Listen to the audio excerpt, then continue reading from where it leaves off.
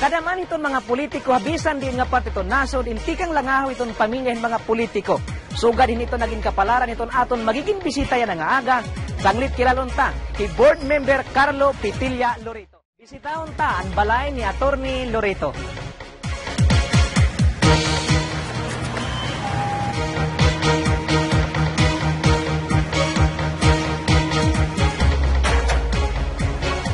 Sir, welcome. Yes. Please, come on. Dayon. May mga pictures ka mo dito. Yes, akong younger brother, Joey. Akong father, akong mom.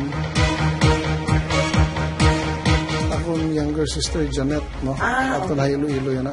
Di JP Liwat, nag-negosyo Manila. Ito, baga manin ako. Ikaw ba nung Then he Karen, no? Akong gihusay nga asawa.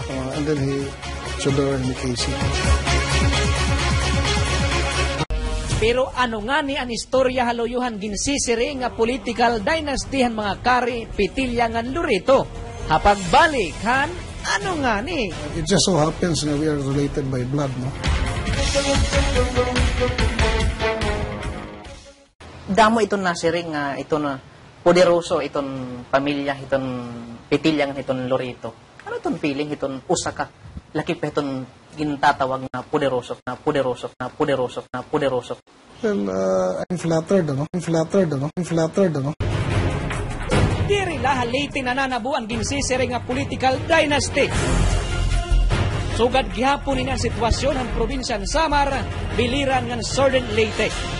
Ano to yung magiging reaksyon nga itong probinsya itong Leyte, lulumot na